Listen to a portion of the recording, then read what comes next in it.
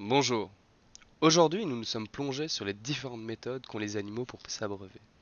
Plus précisément, les techniques qu'ils utilisent et la physique qui se cache derrière elles.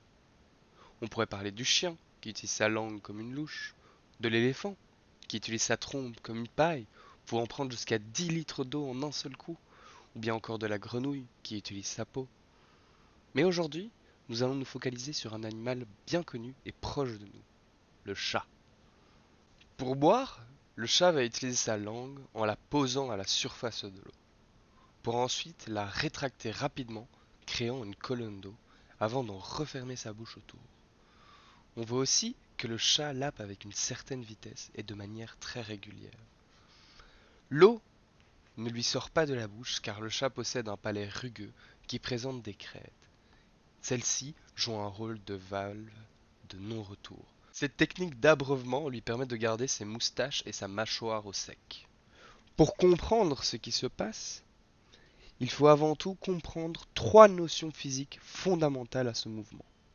L'inertie, la gravité et la tension de surface. Commençons par l'inertie.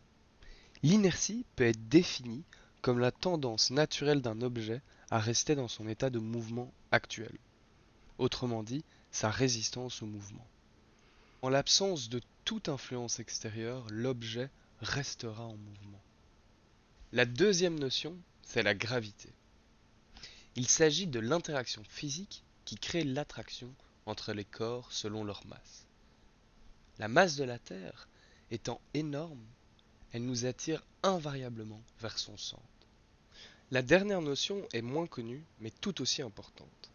C'est la tension de surface, autrement appelée la tension superficielle. L'eau est constituée de petites molécules qui, dans le liquide, interagissent entre elles en s'attirant. Les forces de Van der Waals et les ponts hydrogènes gèrent ces interactions. À l'intérieur d'un liquide, les particules sont attirées de tous les côtés, sauf à la surface où il y a un déséquilibre. Il y a une dissymétrie au niveau des forces. C'est cela qu'on appelle la tension de surface. Cette tension est la raison pour laquelle les gouttes ont cette forme si particulière. Revenons à nos moutons, pardon, à nos chats. Ici, l'inertie et la tension de surface coopèrent pour permettre à la colonne d'eau de se former. La langue du chat accélère l'eau vers le haut grâce à la surface de contact entre la langue et le liquide, tandis que la gravité l'attire vers le sol. À tout moment, les forces à l'œuvre peuvent s'annihiler entre elles. La colonne peut se rompre et perturber la tension de surface qui gère sa géométrie.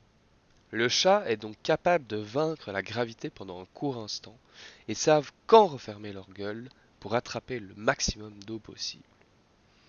Un instant trop tôt et il s'éclabousse le museau. Un instant trop tard et il rate la colonne. Il ferme sa bouche avant que la colonne se sépare et forme une petite gouttelette.